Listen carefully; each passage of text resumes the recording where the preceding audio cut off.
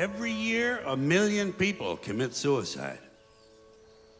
1 million. That's 2,800 a day. That's one every 30 seconds.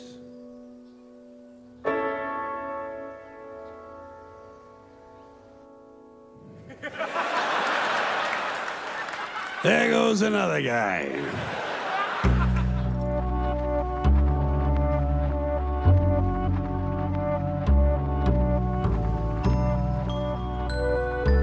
Does anyone have drugs to ease my pain? My kingdom for a quaalude.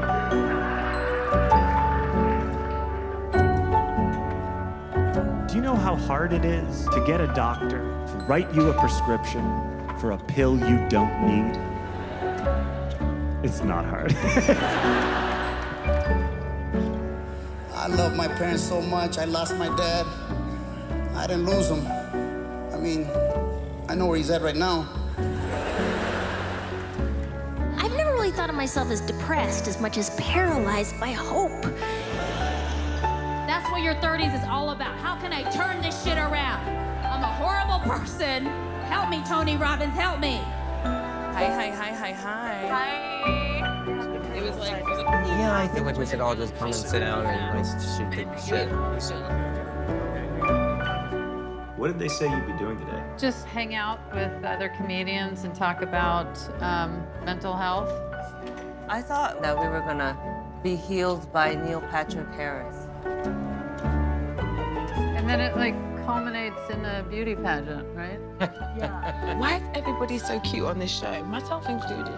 Camera set. All right, here we go. Ready? All right, looking right at me. Can we also make it clear this is my living room and I'm lending it to all the comedians to be interviewed in? All right, you guys are rolling on everything? Okay. Great. Quiet, please.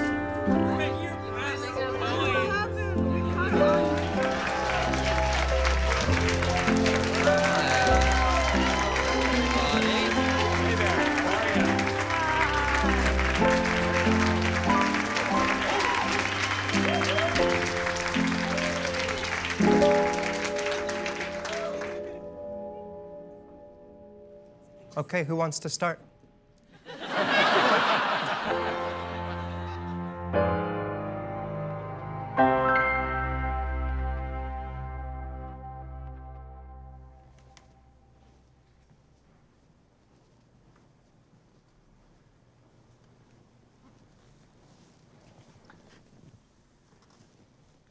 All right. Here we go.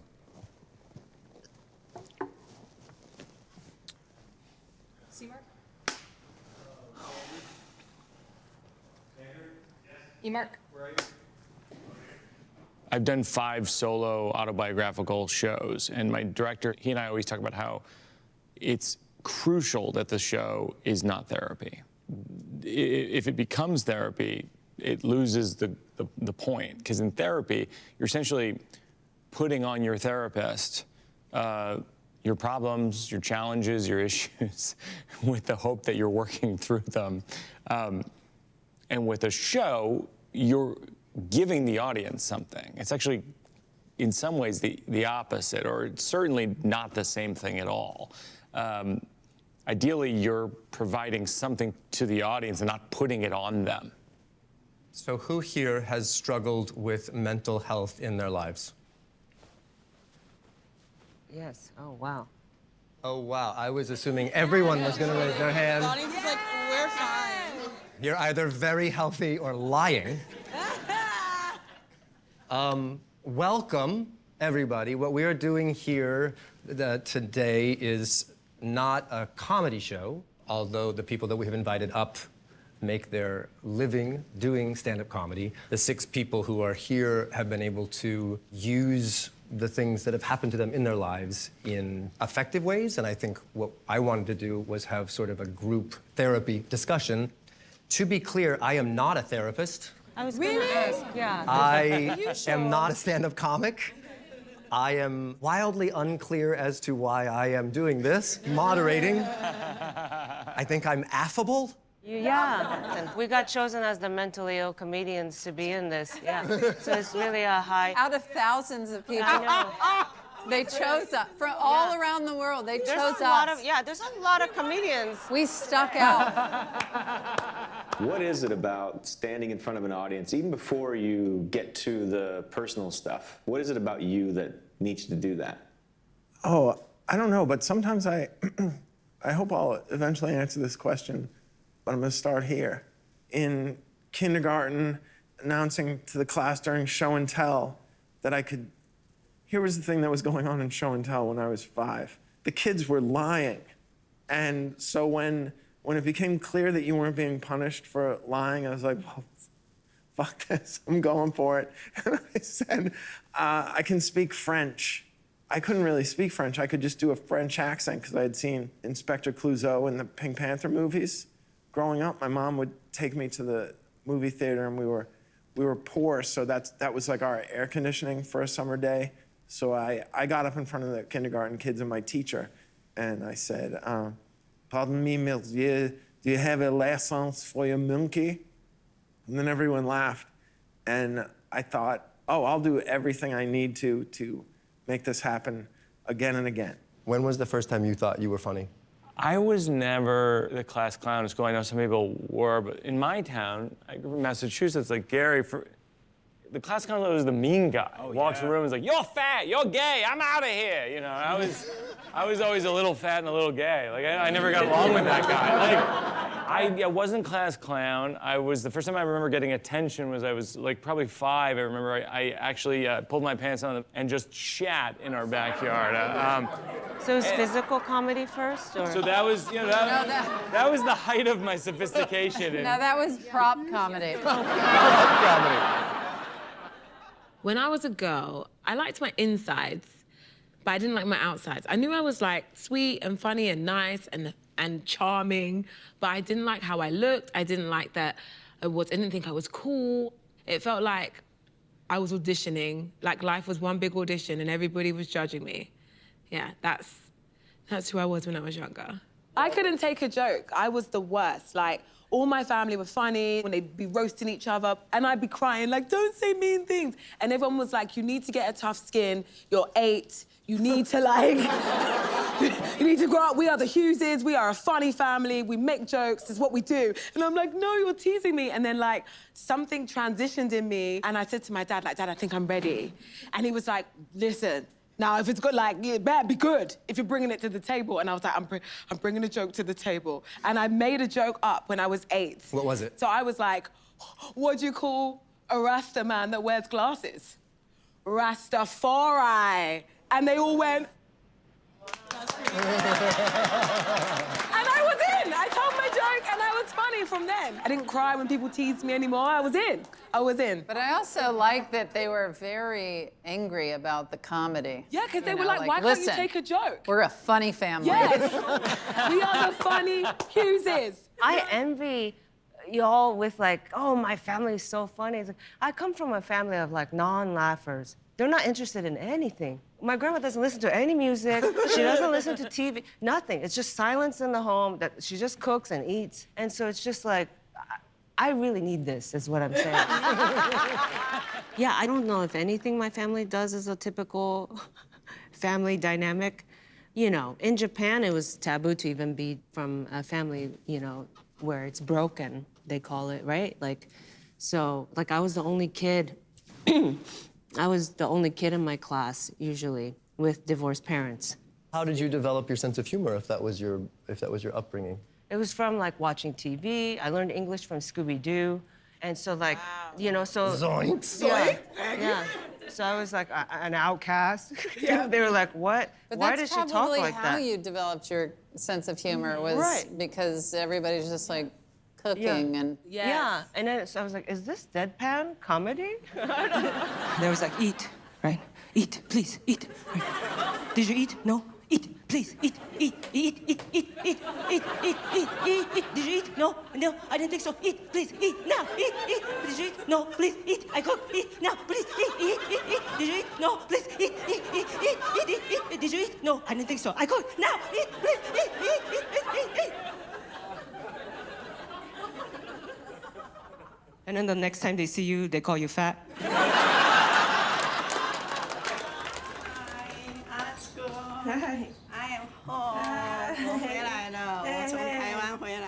There's confusion and frustration and a lot of sadness. I was very sad. So I was always projecting, well, my grandma's so sad, you know? My grandma had to raise 3 kids on her own. Her husband was murdered when she was 30, you know? And then her daughter has mental illness and epilepsy and doesn't leave the house. So she still takes care of my mom, her daughter, at 89 years old, you know? My grandma raised me, you know, so I didn't really hang out with people my age growing up. You know, people are always like, Asuka, what's wrong with you? Someone 50 years older than me taught me how to socialize, okay? I think that's the core of my comedy, is wanting other people to feel seen, to build that camaraderie so that nobody feels isolated, like I have ever felt, you know? Can I do it?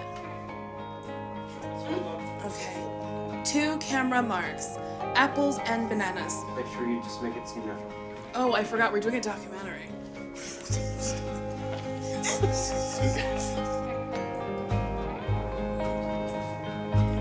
That was very natural.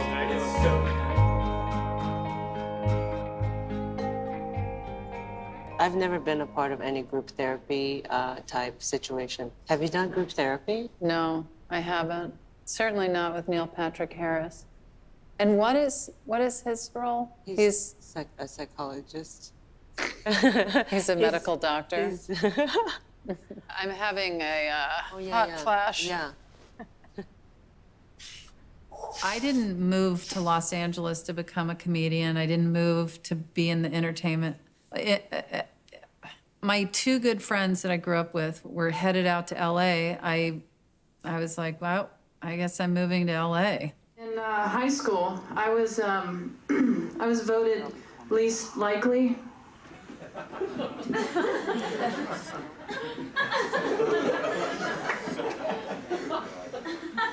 I've been running with it ever since. And I was just very much the failure in school, and I failed 3 grades, dropped out of high school. My mother, she was always just wanting to make sure that I knew the most important thing in life was to be happy. Even down to dropping out of high school. My mother would brag to people. She was like, yeah, Tig dropped out, you know? She's doing her own thing. And my own thing, I had nothing going on. Like, when I was performing in dingy, smoky bars in the Dakotas, she still thought I was doing cool things. Do you work here? Can you hold this? I loved that my mother was into it. So I've never had this, you know, I'll show everyone back in my hometown, or the people I grew up with, or my parents, or my mother. I just have never felt that way at all. My parents just thought, you're crazy, like, just be a normal person. My mom just wanted me to have kids, just have kids. You know those pushy parents that you see in TV shows, stage moms? I wish I had a stage mom. I had a normal mom, normal dad, just didn't think that, like, anything would happen with my career. So I was like, I've got to take my career into my own hands. My parents didn't really do that either. Yeah. Like, there was nothing I could do that would, like, elicit like a reaction to be like, I'm so proud or whatever, especially my dad. My dad was an engineer at AT&T, which is like, I don't know, science. When I decided that I wanted to act, he was like, what the fuck is wrong with you? Who's single except for daddy over here? You're single. What are you looking for? A confident dude. That's it? Girl, come on. A job? You're diagnosed with ADHD. Was that recent? This was 29 or 30. I had a friend who was like, hey, you need therapy. And I was like, that's pretty rude. But it turns out she was right.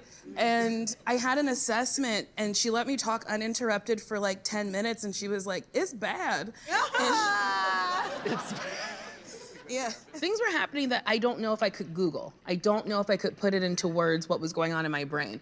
I just felt like I was lazy and crazy. Once I got that diagnosis, I was like, oh, Oh my God, I'm not an idiot.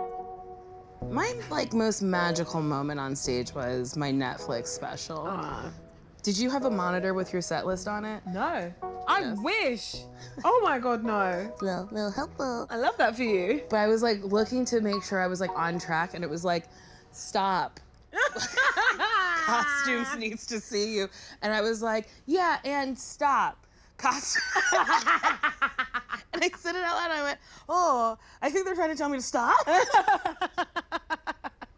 I often seem very unhinged when I'm performing, but I think that's just who I am in life. That's who you are, babes. My current therapist, sometimes she's like, hey, can we just hold some space?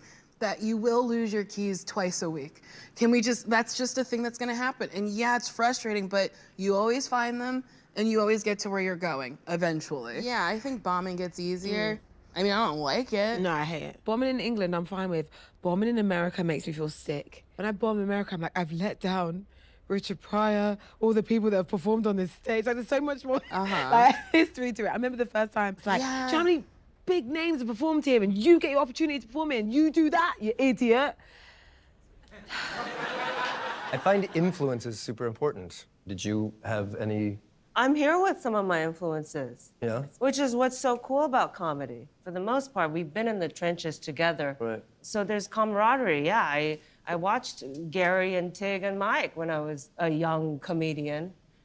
My first set ever, I was trying to sound like Tig.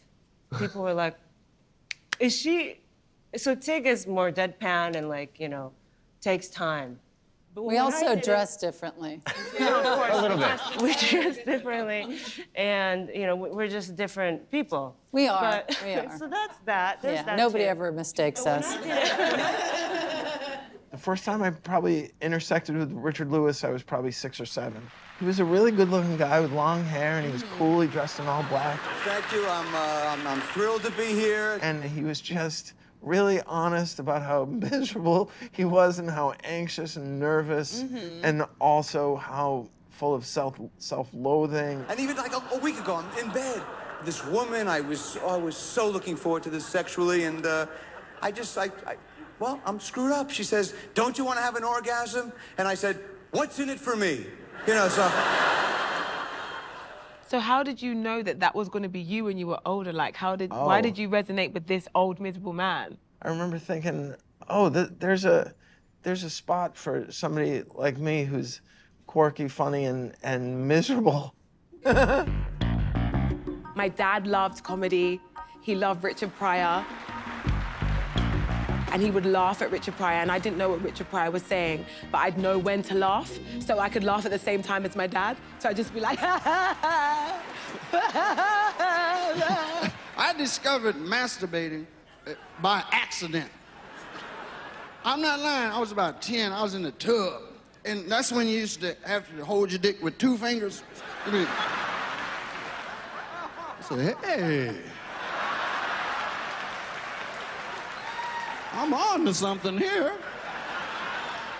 I bet Dad don't know about this. I think we're all a little bit influenced by Richard Pryor. He's in some ways the godfather of a type of autobiographical storytelling and comedy, opening himself up to the audience and saying, here's my flaws, here's my problems. Let me tell you about my drug problem. Let me tell you about the time I lit myself on fire and it nearly killed me. Now listen to me. All the people you ever heard of freebasing, have you ever heard of anybody blowing up? Why me? 10 million motherfuckers freebase, I gotta blow up. There's something about that, and seeing someone like him, who's such a tremendous performer, open himself wide open and be funny about it all at the same time. It's just inspiring. 7 years ago, I started walking in my sleep. I was living with my girlfriend at the time, and I started having a recurring dream that there was a hovering insect-like jackal in our bedroom. And I would see this hovering jackal, and I would jump on our bed, and I would strike a karate pose. And I would say, Abby, that was my girlfriend, there's a jackal in the room.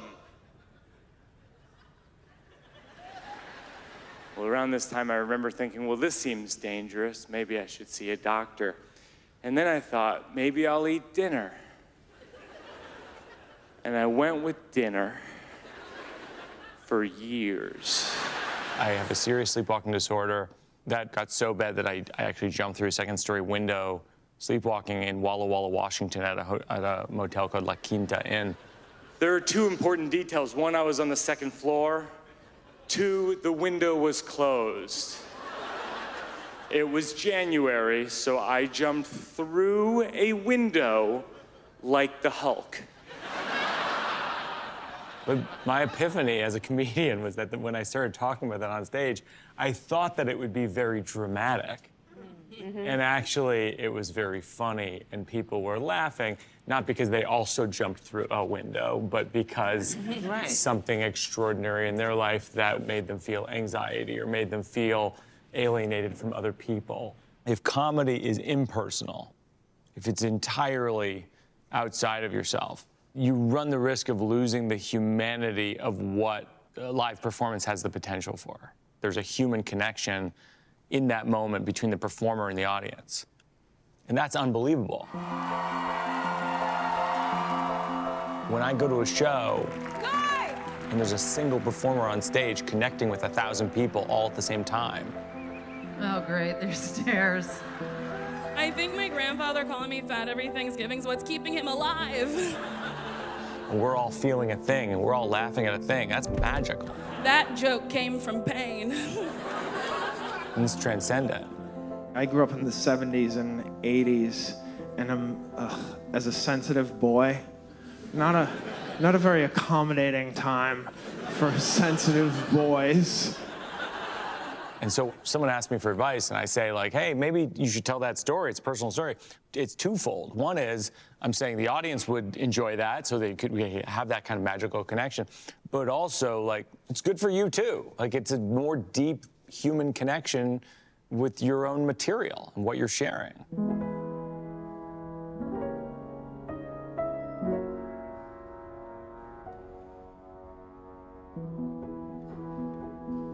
I love therapy. I go to therapy, couples therapy. My husband goes to therapy. My mother, I pay for her therapy. My brother. I'm big into the idea that talking about stuff provides solutions. Well, that's the thing, is you can find yourself in anybody's story. Yeah. I had advice from a really good therapist who I didn't want to tell anybody about anything about my life. And he said, if you're an open book, nobody will have anything on you. There's another famous phrase, is you're only as sick as your secrets. Yeah. Said by the very wise Oprah. Oh, is that Oprah? She's Oprah said that? She is so wise. Oprah. So wise. Oprah is wise. But she might have gotten that from a guest, but I know I got it. I know I got it. I know I got it through Oprah, so it's all under the Oprah umbrella. Wait a minute. Does Oprah get credit for everything that gets credit? She also wrote a lot of the Beatles catalog. She did. Also, all of you have doctors? Is what I'm realizing. Wait a second. You don't see a therapist or have a... Oh, yeah, I haven't had a therapist in years. I'm raw dogging it right now. This is Wow. This is my true, authentic self, unfiltered. It's almost like I woke up one day and everyone was like, we have a therapist. We signed up without you. And I'm like, you have for how long? They're like, oh, we've all been seeing a therapist. I was like, was there a Groupon or a discount that I missed? And everyone... You think there will be a time? I don't want to talk about it so much because I haven't felt like I'm ready or that I would have... I feel like, yeah. Does anyone else have diagnosed medical conditions? Yeah, I mean, I have a major depressive disorder and anxiety. Yeah, I take medicine and that changed my life, of course, yeah. What are the valleys like? I say that because I think stand-up seems wrought with so much insecurity because you're writing your own material. You're literally putting yourself and your stories out to other people to judge them night after night, show after show. And it seems like if depression is an issue, that it would be a challenging career. I mean, it is a challenging career, but it's also a career that allows you to go to work at 9 p.m. Yes. And wear what you wore all day. And They don't require you to shower or anything like that, or put on ironed clothes. At 17 years old, in 1988, I was 6'6" and 255 pounds. I had built a very convincing man costume. I was bigger and faster and stronger than everybody, so I did very well in high school. And then I got to college, and everybody was the Gary Gulman of their high school, and it was just, I was overwhelmed. And I was like, but this is all I have, all I am. And about 3 weeks into it, I had this breakdown. I didn't know that I was being seen as this great potential, which is, I think it's a quote from Socrates or somebody who said, those the gods wish to destroy, they first call promising. I was athletic, I'll own that, but then we put on football helmets and pads, and I go out there, and these guys just kick my ass for 3 weeks. Guys bigger than me, but also guys just smaller and faster and tougher than me. I dropped a ball in the end zone, and I went home on a Friday night and slept through Saturday afternoon, stayed in my room on Sunday. I'd put my self-esteem into how I was on a football field, and my brother was really helpful. He said, you need to go to the trainer on Sunday and tell him that you're suffering. I don't know where you cry.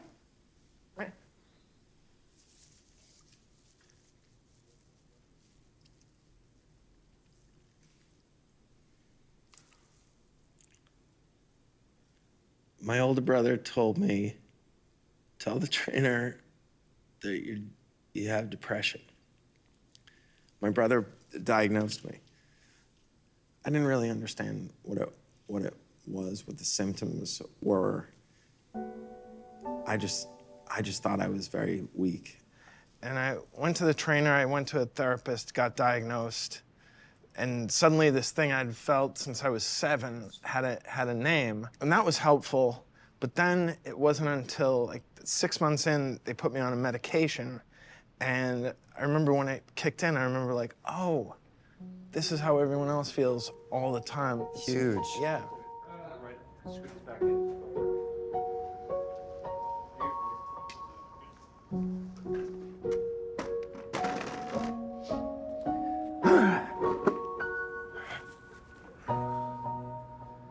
How are you feeling about all the feeling? So I do feel a little scatterbrained. Really? I forgot to take my medicine today. There's been a couple times where I have very much zoned out and not been here, but then I kind of have to ground myself a little bit and be like, someone's talking. Yeah. My relationship with stand-up it's very up and down. Right now, I'm in a phase where I don't want to tour, I do want to tour, I don't want to tour, I do want to tour, I don't want to write, I do want to write. I've had a lot of moments where I didn't want to do it, and I had weeks where I was like, oh yeah, I quit comedy, I don't do comedy anymore. But here's the thing, I used to think I need jokes, and I need 45 minutes, and I need an hour, and I think about how daunting it must be to have this, I can't concentrate and I can't concentrate to sit down to write the hour. There's a book called Bird by Bird about writing. It was advice that the author's father had given his child. Mm-hmm. He said, well, how am I going to do this big report about all the birds of North America? And he said, bird by bird, which is right. Is exactly and then what it how do is. you write jokes? One sentence at a time. Me personally, I look at all the birds in the sky and I go, oh my God, how on earth am I gonna do all of this? But if I just keep in my brain, just one bird at a time. You like parrots, start with a parrot. And then you can move on to a flamingo. Yeah. But make sure you get to that parrot first. Do some easy ones up front. Yeah, that's just like a nice thing to be like, Nicole, one bird at a time. Yeah, the author is Anne Lamott. Anne Lamott. Lamott. I'll never. L-A-M-O-T-T. Lamont? Lamott. Am I not saying it good? Yeah, because there's no N in Lamott. like Mott's Lamott. applesauce. Mott? Or Mott Street or Mott Haven. if you live in the neighborhood that I live in, which is called Mott Haven. I can't believe you had so many examples of Of Mott Mott, just in your yeah. pocket. Yeah, I collect.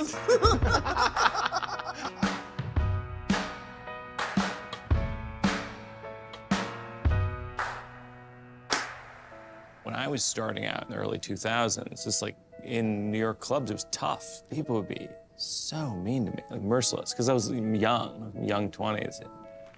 Mitch Hedberg was the first person who was someone who I really admired and asked me to open for him on a whole bunch of dates. Whenever I walk, people try to hand me out flyers. And when someone tries to hand me out a flyer, it's kind of like they're saying, here, you throw this away.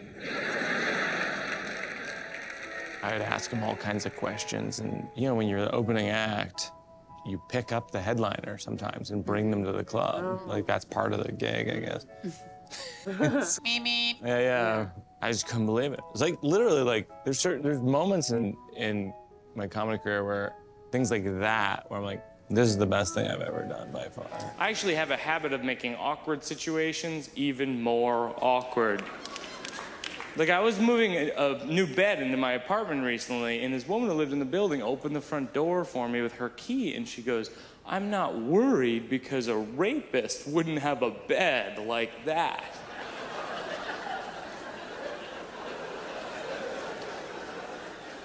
Now, what I should have said was nothing. What I did say was, you'd be surprised. And then we went, I was like, do you guys want to go bowling? There was a bowling alley. I had my own bowling shoes. Oh, boy. Yeah, I know. Hey, now's a good time to announce that I am a nerd. We go bowling, and I'm nervous because it's my hero, Mitch Hedberg, and I'm bowling all kinds of zeros and gutter balls and I'm sure ones. he cared. Well, at the end of it, he says to me, thought when you asked us to go bowling that you would be good at bowling. I'll give you a fact about Mitch. Time magazine once dubbed Mitch the next Seinfeld. Was this our friend who had the drug problem? Well, I got the drugs under control now. Do you? Yeah. You had to take them responsibly? Yeah, just for the creative side of it. With Mitch's drug stuff, I was in the dark to some degree. Like most people, I wouldn't witness it, wouldn't be out in the open. Were you aware that it was happening? I would hear stories about it. Uh-huh. I used to do drugs. I still do, but I used to too. Yeah, I mean, I saw Mitch about a week before he died at Caroline's. I like to drink before the show. I have a couple drinks before I go on stage. Every time people applaud, I'm always going, no, hold on. He asked me to come up and do a guest set, and afterwards we went to a bar, and people, fans of his were coming up to him and offering him drugs, handing him drugs. And it was the first time I was like, fuck, this is bad. Yeah. This is bad. My manager's cool. He gets concerned. He says, Mitch, don't use liquor as a crutch. I can't use liquor as a crutch because a crutch helps me walk. In relation to substance issues, I think like everyone in his life, I struggled with what could we have done differently, and Alcoholism is a disease, but it's the only disease that you can get yelled at for having. I gotta get off this damn stage. I wish it was just a trap door that would open up and I'd fall in it. You are done. And I'd land on a couch and have a drink.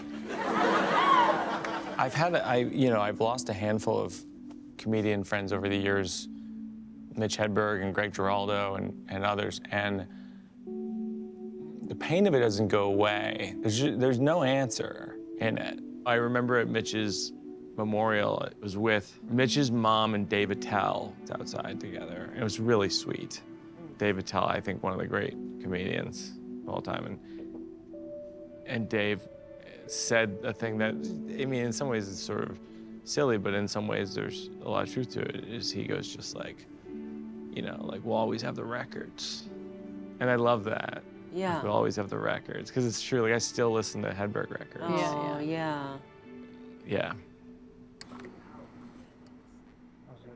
The makeup artists in England are insane. Oh, no. When I was at the BBC, the makeup artist that they had for me, she'd never done makeup for black people before. Oh, no. And she panicked. She didn't realize I would be black.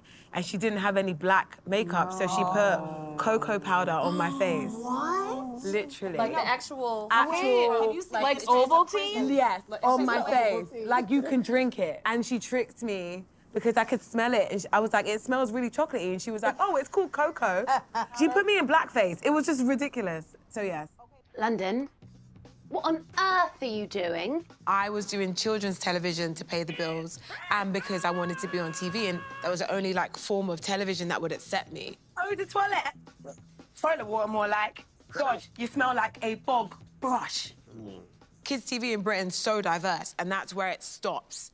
And then like normal television is just old white men and hot young white women, or just hot young white men. I was told I wasn't conventionally attractive, so I didn't see myself as attractive. So I just was like, you're an ugly black girl trying to make jokes in Britain, and they keep telling you no.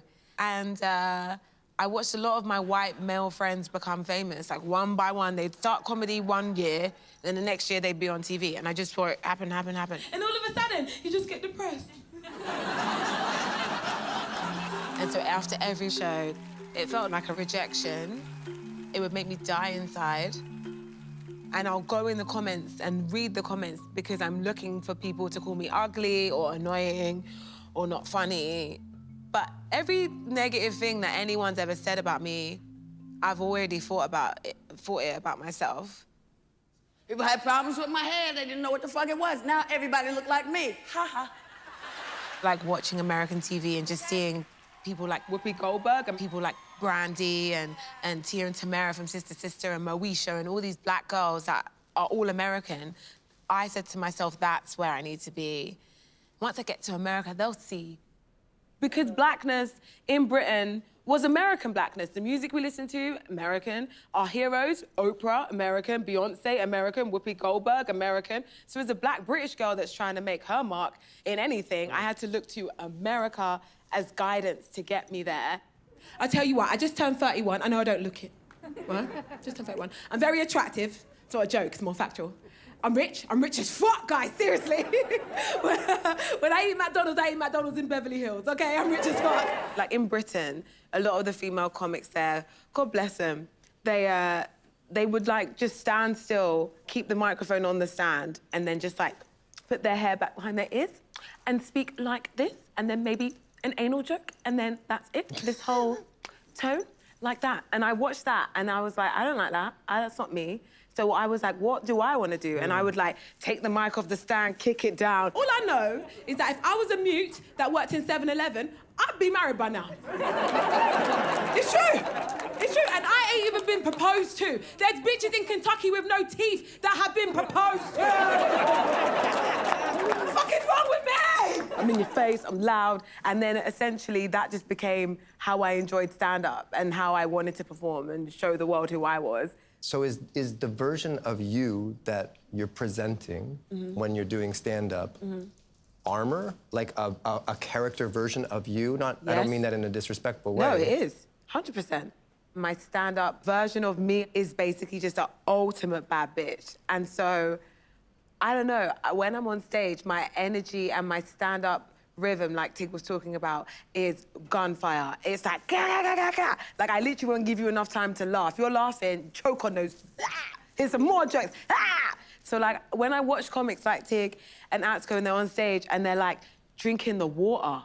Like, I've never done that before. Like, I literally do not stop. I'll stop for the applause breaks, obviously, and just, Is that to potentially overcome an insecurity yeah, or a probably. shyness? I probably am like, I'm not good enough to stop. So I gotta keep going. I should try your style. Yeah, try it. Yes. Go on, Tig. I would be like, oh, God. Oh, jeez, my spinal fusion. Yeah. Rat-a-tat-tat. Yes. Everyone's dead. Anal jokes. Ain't no, I Coming at you with my anal jokes. I think my style changed over the years. When I first began, it was very kind of one-liner, quick joke. I notice more and more women are getting fake boobs. Meanwhile, I still haven't even gotten real ones yet. Then it became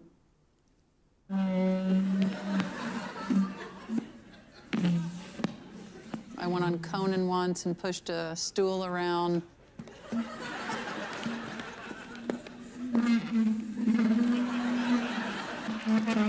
Made everybody uncomfortable, but I feel like maybe some of you aren't into it. Got some laughs. But yeah, I kind of allowed myself to do whatever I felt most comfortable doing at that time. And then that's also what ended up happening in 2012. Can you talk a little bit about the circumstances leading up to that? Well, in a 4-month period of time in 2012, I had pneumonia. Then I contracted this very deadly disease, C. diff, the intestinal disease.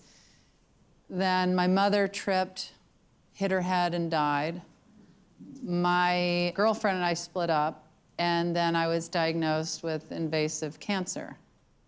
And yeah, I didn't have depression. I had deep, deep sadness, deep, deep fear, deep, deep sadness, deep, deep fear. I had this show booked at the venue Largo in Los Angeles. And I remember I called to say, hey, I don't think I can do this. I'm really struggling emotionally and physically. And I remember the owner saying, let's just keep it on the books and just see how you feel when we get to that date. And I thought, this guy, I don't think he heard me. My mother died, and I have cancer, and my girlfriend, you know, and but he was like, yeah, just if you don't want to do it, you can cancel it the second before you're going to walk on stage. And I thought, okay. And as it got closer to the show date, I found myself making jokes about these different things that I hadn't been able to find humor in. I allowed myself to go with what was happening, and that was that it didn't make sense to do anything other than to share what was actually going on in my life. Good evening, hello. I have cancer, how are you? Is everybody having a good time? Diagnosed with cancer. It's okay. It's okay. It's gonna be okay. It might not be okay, but I'm just saying. You're gonna be okay. After my mother died, the hospital sent this questionnaire asking how her stay at the hospital went. And when I first got that in the mail, I was outraged. Whereas that night I walked on stage, I talked about it, and I answered the entire questionnaire. Number 1, during this hospital stay, did nurses explain things in a way you could understand? I mean, considering you had 0 brain activity. Number 4, suggestions for improvements, such as, should we stop sending questionnaires to dead people? There was nervous laughter, there was hysterical laughter, people were stunned, people were confused. I really felt like I was stepping off of a ledge and suddenly I could fly. Even if I was maybe gonna crash and burn, it was very freeing to share these personal aspects.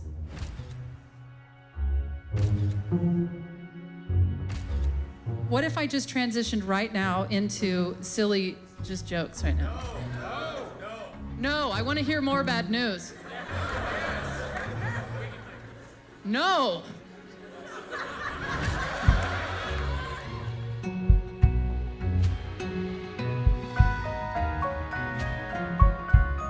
This is fucking amazing.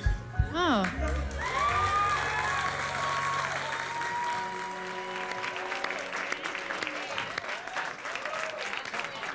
On that note, let's take like a 5-minute break. Let's take a break. Do we leave the room?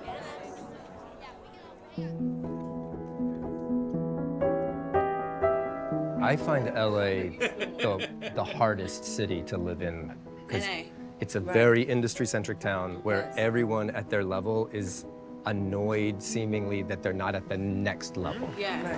Thank you. We got invited to the Vanity Fair party after the Oscars. Like, we made it.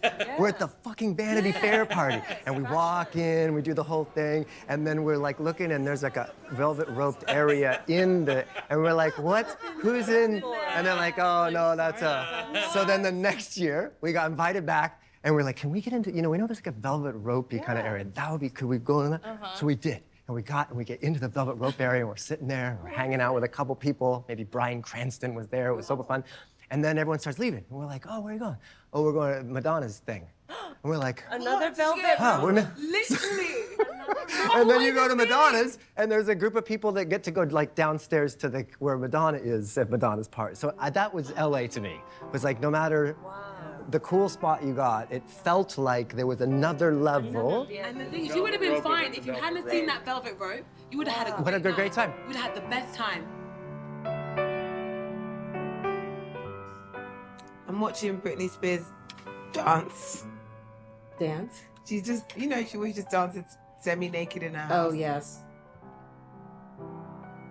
I remember being 12, knowing that Britney Spears made it on the Mickey Mouse Club when she was 12, and I hadn't made it, and I wasn't on the Mickey Mouse Club or Barney. I remember just feeling like I missed my chance, I've passed my prime, and that was me at 12. So, me at 34. It's no surprise that I'm blonde right now. I remember wanting to be a white girl so badly because I thought as a kid that being white was seen as beautiful. Richard, I don't want to be obsessed with race, but this is a different angle I've really never heard anybody discuss. Can white writers write for you? You know what I mean? If they write for the human being in me, yes.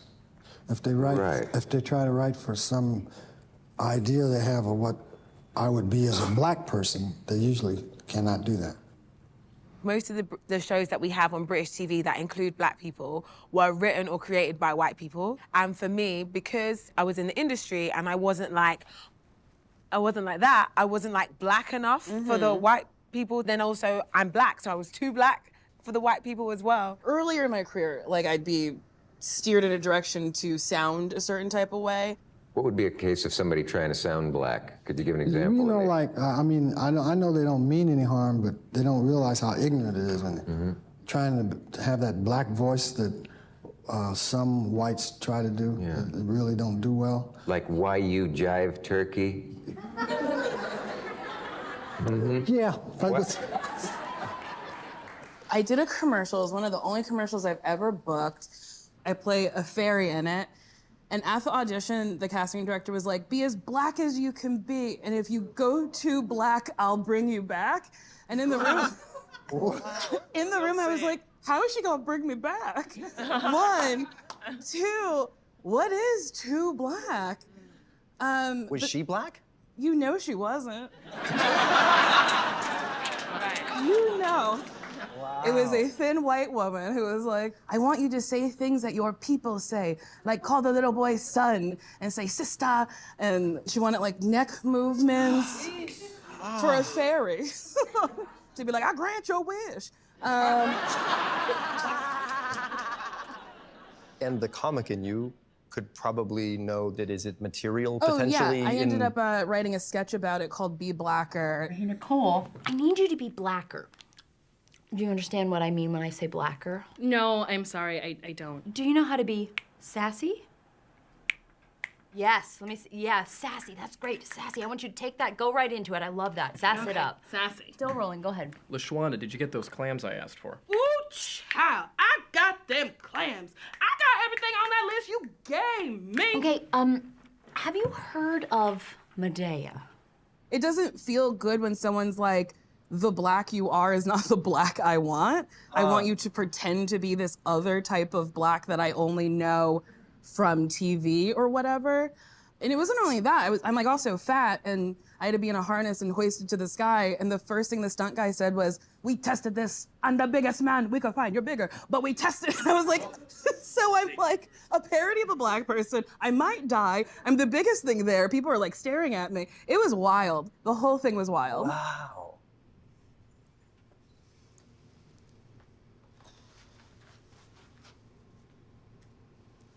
You're told as a kid, oh, she's fat.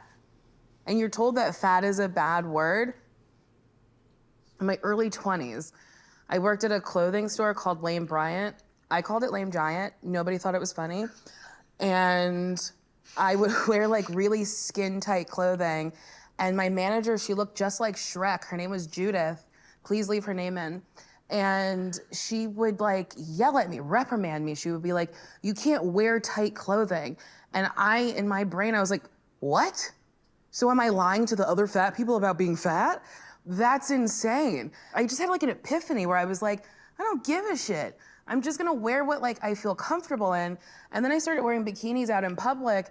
And then I was like, people do stare, but I was like, that means my body is really powerful. So, I tell a lot of fat jokes, and there's always someone in the audience who's like, Nicole, you're not fat, girl, no. You're beautiful.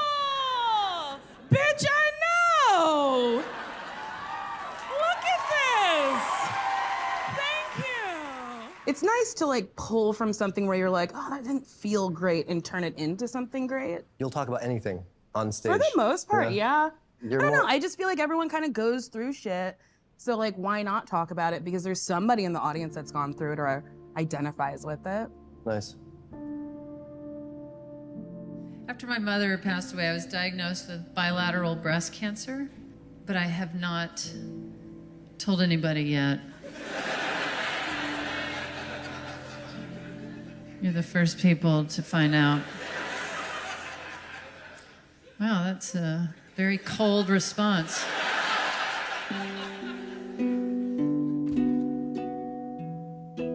After all of the attention I got, it confused me because everybody was saying that I found my voice and that I am a dark truth teller. And I was thinking, yeah, I guess that's what I am. And Before my surgery, I was already relatively flat-chested. And I made so many jokes over the years about how small my boobs were that I started to think that maybe my boobs overheard me. And we're just like, you know what? We're sick of this. Let's kill her. But I was really lost, you know? I was still swirling from so much. I was trying to have a child. Even before Stephanie and I got together, and I kept it a secret from her because I didn't want to freak her out in the beginning of our relationship. To be falling in love and say, oh, by the way, I'm also injecting myself on the side of the road with hormones to try and have a child by myself. Want to go out? Once I revealed it to her, I couldn't believe that she was all in. She was like, I don't want you hiding that from me. I want to be a part of that. And I could not believe she was saying that. Then we started to do that together as a couple. I was the subject of a documentary film called Tig. The producers and directors wanted me to get the results of my pregnancy test on camera. I know if the news that he's in there, if that is the news, I don't think it would be possible to have another bad day while I'm alive. Because of my health, it was questionable whether or not I should be even trying to do this hormone treatment to have, it was really a lot. Oh my gosh. There's the doctor. Oh boy. And then I got the news on camera. Hello? Hi, so I got the results of the blood test, and unfortunately I don't have good news for you. Uh-huh. The results came back as less than 2 for a pregnancy test, and that means it's negative. It's so wild to think about now because there really wasn't an ounce of my being that thought that it wasn't going to happen. I was so convinced. It was devastating.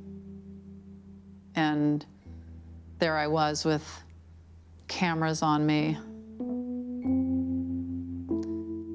I really wanted privacy at that moment.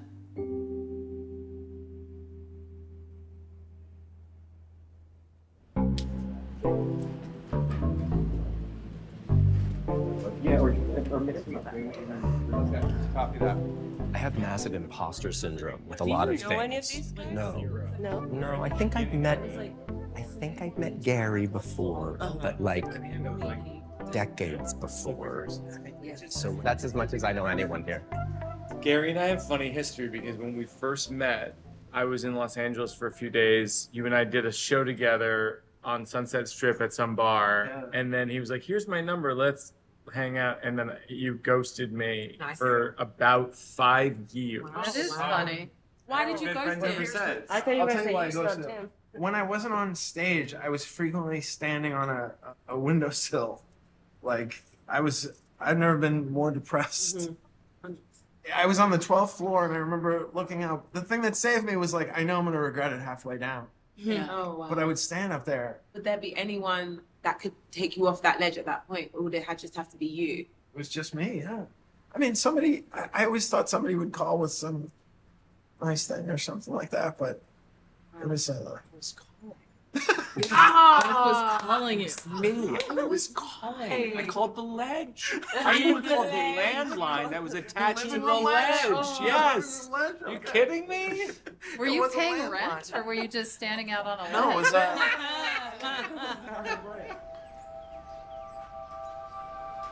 Since I've been 7 years old, I couldn't imagine an ending for my life that wasn't self-inflicted.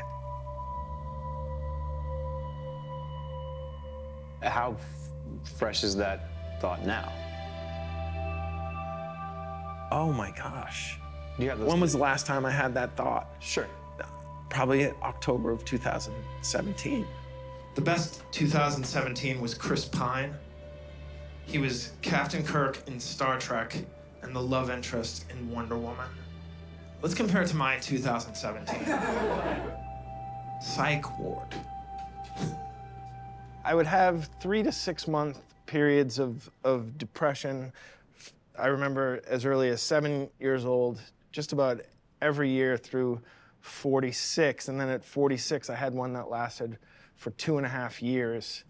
And it had never been that deep. It had never lasted that long. It was just, my wife said, "I thought you were dying."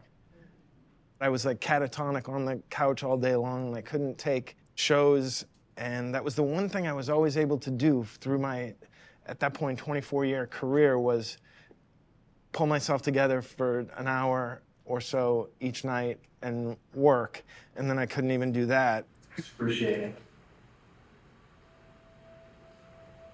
This is like a cosmic bottom.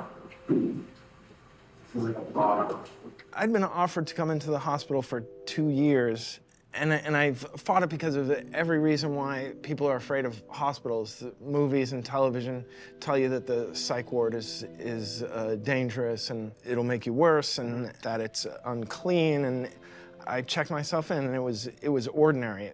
Other than you have to give up your shoelaces and wear socks with treads on them, it's very ordinary.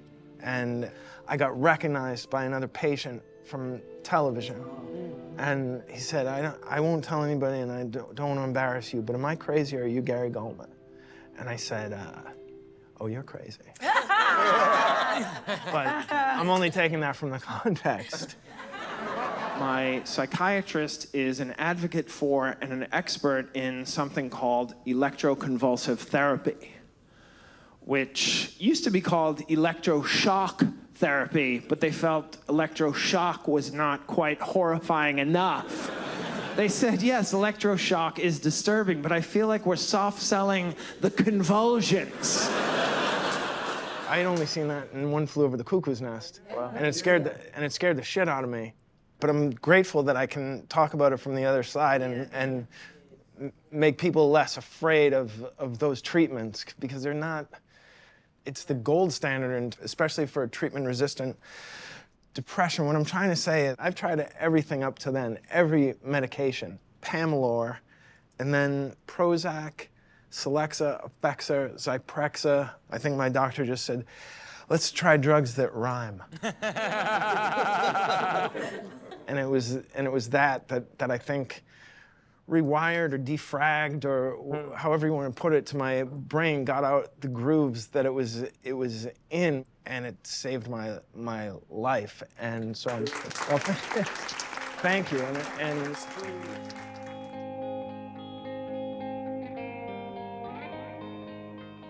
after ECT, I made a decision to move back to the town that I grew up in, to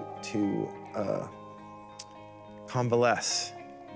And I wound up moving into the same house I grew up in. And coincidence of coincidences, my mother still lived there.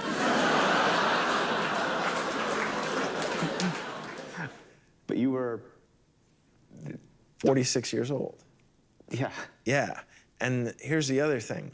I find it easier to tell people that I had received a dozen inpatient electroconvulsive therapy sessions than at 46 years old I had moved back in with my mother.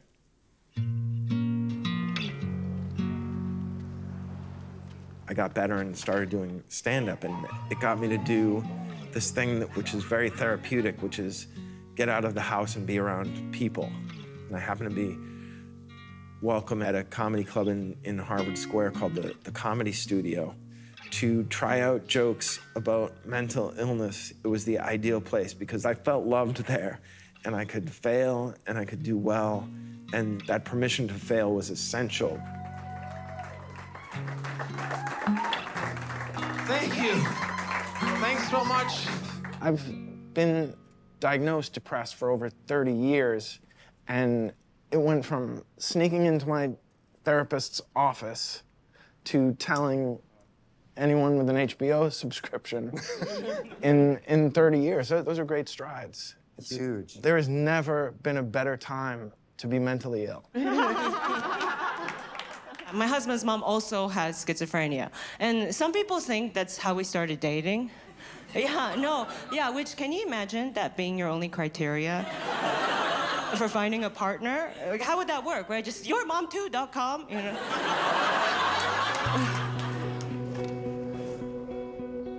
I didn't really mention that my mom has like mental illness or anything with friendships or relationships at all.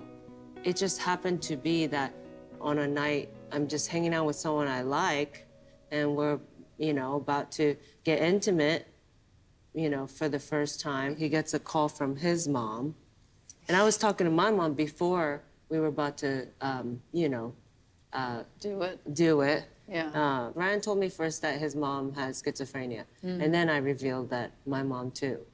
That is so wild. It was weird, where I was like, I feel like I'm in a movie, Yeah. And she doesn't even know you're talking about it? She knows I talk about a lot. I say, Mom, I'm an open book on stage. Yeah. I talk about our family. I talk about a lot of stuff. Yeah. But just know people, they never judge us for it. Yeah. They share their stories with me afterwards, too. Yeah. So they don't feel like they're freaks. Yeah, yeah. And so we're not freaks either. I kind of tell her that.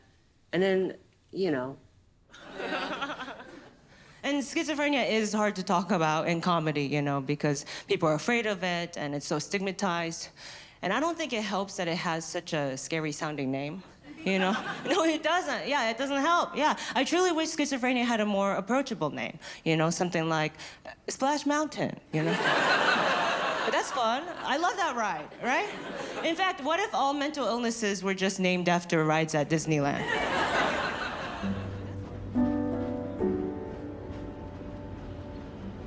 I would watch a lot of Disney movies, and Disney movies don't have great examples of moms. They're usually not there. You know, Little Mermaid doesn't have a mom. Belle from Beauty and the Beast doesn't have a mom. Cinderella doesn't have a mom. Pocahontas doesn't have a mom. She has a grandma, but she's a tree, you know? So I just thought moms were maybe like my mom.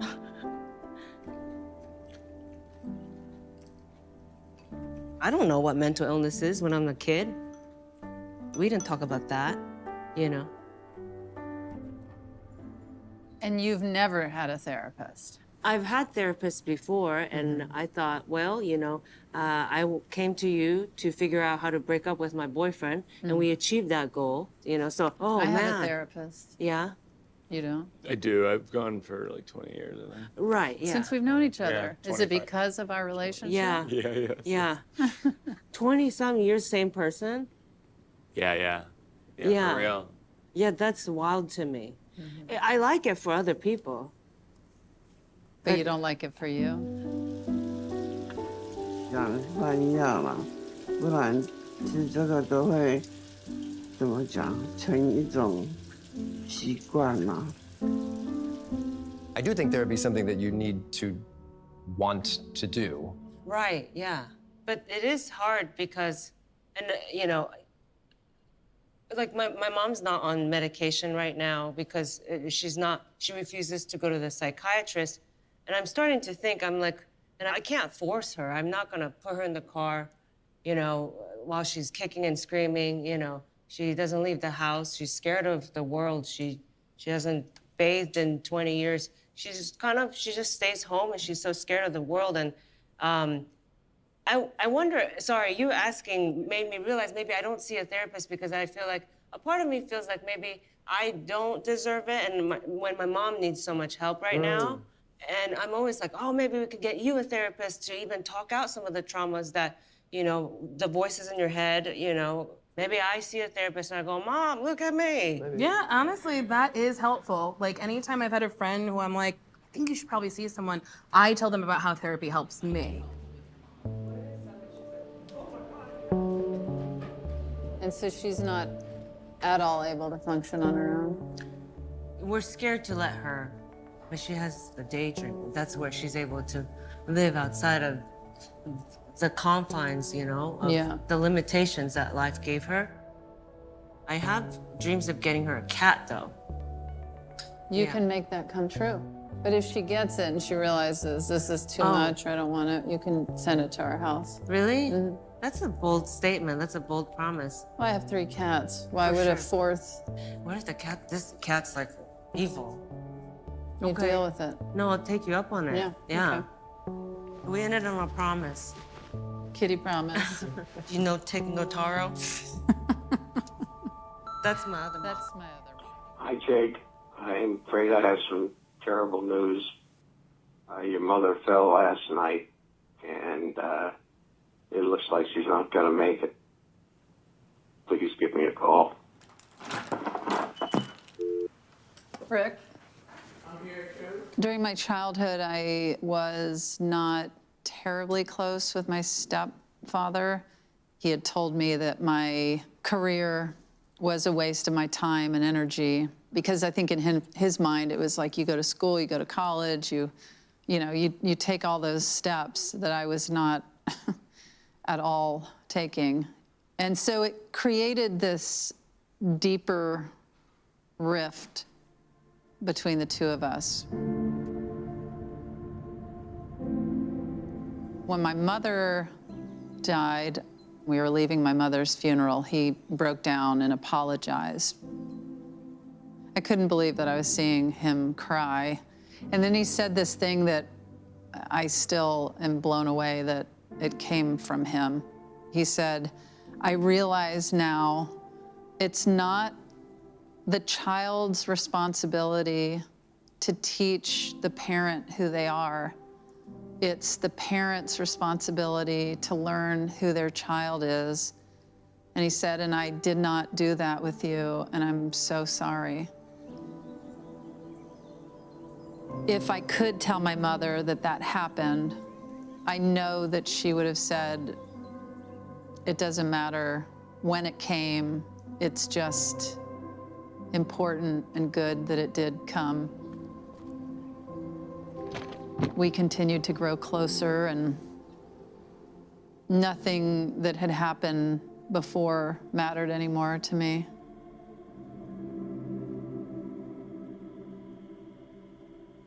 And then, yeah, March 28th of 2022, Rick contracted C. diff, the disease that had nearly killed me 10 years before. And then 10 years to the day after taking my mother off life support, I was taking him off of life support. We were all gathered at his gravesite. There was the green astroturf, you know, over the grave, and my brother got up and he fell into my stepfather's grave. No. Oh, wow. Yeah, yeah.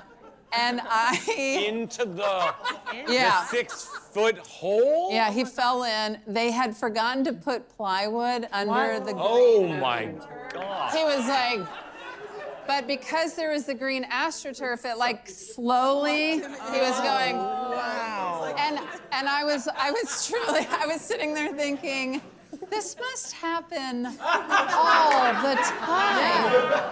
And then a second later, I was like, no, this doesn't happen all the time. And then I was like, oh, I have a new show to write. I love it when people can make jokes like that, because it just makes you feel, oh yeah, we're all in this together, and there's funny things about this and sad things about this, and we're all just going through it. A funeral audience is really amped Ready for to laughter. laugh. My dad's funeral, I murdered. I murdered at my dad's too. And then the rabbi tried to do time after me. Oh no. You were like, no, Rabbi. Couldn't follow me. Yes. Couldn't follow me. I said, Rabbi, you don't go on after the headliner. The show is over. My mom died when I was 16, and then my dad died when I was 21.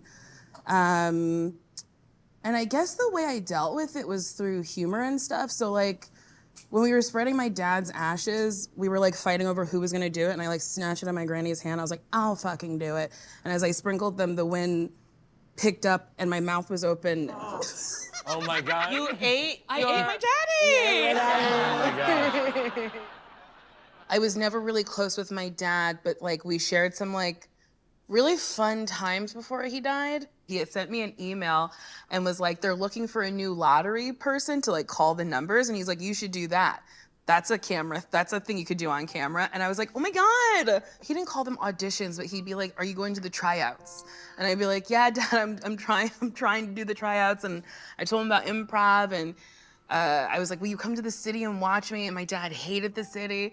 And he was like, I will come. And I was like, oh my God, that's amazing. And then he died. The further I get from that, I'm like, well, at least I had that.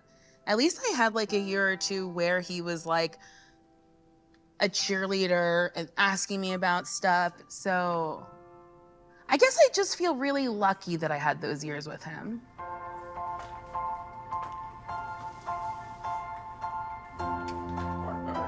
The stuff I've been through has certainly been a heavy load. I felt cursed for a while, even though I don't believe in that type of thing. It's hard and easy to say I wouldn't change a thing. And I reconcile that by imagining showing my mother my life. If things hadn't happened the way they did, I wouldn't have my life with Stephanie or with my children. You were saying before that now that you are married and have children, it affects the way that you construct bits and stories. Mm-hmm. Do you think ultimately you land in a better place? Or do you think it impairs your jokes? No, I think it's in a better place because of the bigger picture. I mean, there's always an editing process, and it's like, what is your motivation in your edit? And sometimes now it's, I have other people in my life that I have to think about. Do you talk about everything, or is there stuff that you choose not to talk about? Tig and I were talking about this backstage, but like some of it is your wife and child. You do consider like, well, I don't want to hurt their feelings in this way, or that's their story as well. So like I wrote this joke about how Jenny and I went to our daughter's ballet recital, and Jenny and I are crying and crying because she doesn't have it, you know. Well, because I'm in the business, I know. You know, you have a sense. You're in the ballet business. Yeah, exactly. Oh, of course, no, I was crying because it was so good, and then I'm hugging Una afterwards, and I go, you were fantastic, and she said, and it's true, she goes, Dad, you would say I was fantastic even if I wasn't fantastic. And I had to say, that's a really good point, and you're right. I just did a matinee show, and my kids saw me perform for the first time. Oh, wow. And it was really interesting because I did not consider that my son Max was going to heckle me. And so I'm doing my show. I'm doing my show, and my son Max, he goes, "No, she didn't." Wow. That's so good. Oh, that's incredible. I was like, what? I was like, yeah, and he goes, "That's not true." Oh, wow. Amazing. When I met Stephanie, she said that her big dream was to live to be 100. And I thought, well, that's insane. I always thought I'll probably kick it somewhere in the 60s, 70s, and I've had a good run. But she said, no, I want, I want us to die together. And I was like, I'm 15 years older than you, so that means I'd have to live to be 115. And she said, you can do it. I think it's most important to figure out what your North Star is, what's driving you to do the thing, whether it's stand up or living to be 115. You have to have that thing, otherwise none of the other elements are gonna fall into place. And that's what drew me to changing my diet, meditation, prioritizing my sleep, all of those things. But I think it's so crucial. I had appeared multiple times on every single late night TV show. Everybody, April 13th. I had a lovely girlfriend who's now my wife. I had from the outside what you would say, this guy. I remember my friends, when I opened up to them, telling them how depressed I was, they would say, I thought you had everything together. I kept thinking that. My first Tonight Show, then I'll feel like a then you feel like comedian. you I made can tell it. people, no, second Tonight Show, third Tonight Show, Nope. first Letterman, second Letterman, No. It's good to have ambition, but I think gratitude, Yeah. I have to check myself. No, it's so true. I mean, gratitude, it's an antidote to compare and despair. Oh, yeah. It's like, yeah, I don't have that, but I have this. But I have this. Yeah, it's crazy. We are so lucky. I'm so grateful right now. Yeah. I'm happy that I'm me. I'm happy you were you. Yeah. I'm happy we're here. Me too. Let's leave everyone here with how to stay hopeful. How do we maintain our sanity? I write in my journal all the time because I find that if you write down sort of what you're saddest about or angriest about, you can start to see your own life as a story. And sometimes you can zoom out and encourage the main character to make better decisions. My first therapy session, she was like, what's your goal? And I was like, to fix me. And she was like, well, I can't fix you. You're not broken. I'm gonna give you tools in order for you to adjust your life to you. So like, I lose my keys almost every day. So now my keys are 5 pounds. Like, there's like 100 keys on them. Being kinder to yourself. Yeah. And I forgive myself a lot. Self-acceptance. Yes. Is enormous. Yeah. I see how I feel now as a remission, or I'm in recovery, to use an AA term, and I do all these things to maintain exercising, eating right, sleeping, my medicine, my therapist. Just dancing, $22 dance class, living my best life, and there's people there from all ages. One of the women's like 70, one of the girls there's like 18, and we have the best time, and I always feel, even if I haven't got the routine down or I forget the choreo, I always leave feeling so much better that I went. That or get yourself a mental health designer handbag. I do that. I got myself a mental health Chanel bag. It helps. Yeah, exactly. Handbags. Mental health, yes. It's so hard for me to say that other people should find help because I don't seek it myself. Yeah, in no way am I perfect or there with looking out for my mental health needs. Yeah. In fact, I'm just starting to figure it out. One thing that was really helpful was a quote from Mark Twain. Me. Well, from Oprah, From Oprah. from Maya Angelou. That my therapist famously said. I prefer Samuel Clemens. Samuel Langhorne Clemens. Yes. Yes. What was his quote? If you want to cheer yourself up, cheer somebody else up. Yes. Oh, I love yes. that. And Kurt Vonnegut's son, Dr. Mark Vonnegut, has this great thing. He says, the meaning of life is to help each other through this, whatever it is. Yeah. Well said. I don't have a single original thought, by the way. Yes, yeah, no, all of this is what I'm learning about you. I love this. But at least I cite my references, which is ethical. No, of course, of course. Well, and as Ram Dass said, Yeah. regardless of where anybody is in life, we're all walking each other home. Wow. And I love that so much. And it ties into taking care of each other. There's another quote that was like, have you ever heard the glass is already broken? Who said that one? Who said that I one? don't, it's Mark Oprah. Twain. It's, Walk other people home. I'm trying to summarize. Let's summarize. Well, yeah. In summary. Treat yourself, walk other people home, share yourselves. Go to the side. Share. Misquote Oprah. Misquote Oprah. And you're not alone. Yes.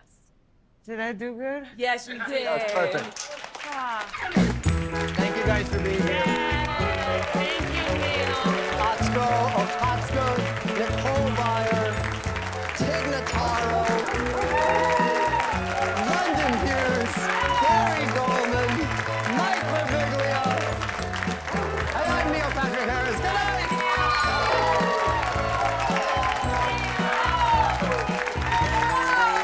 Group therapy hug.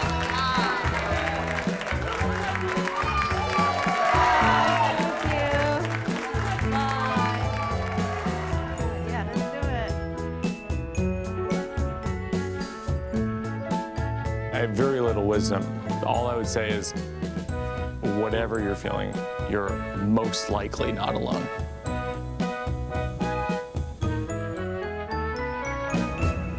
Most likely is allowing for pedophilia, that just in case anyone's wondering. I don't want people to feel carte blanche, like, yeah, fuck it, everybody's feeling this. I want people to feel some sense of shame if they're evil.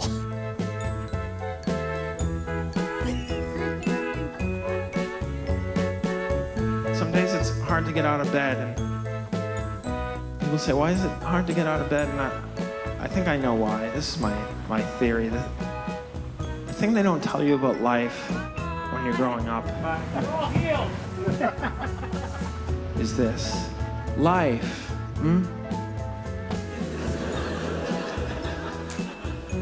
it's every single day.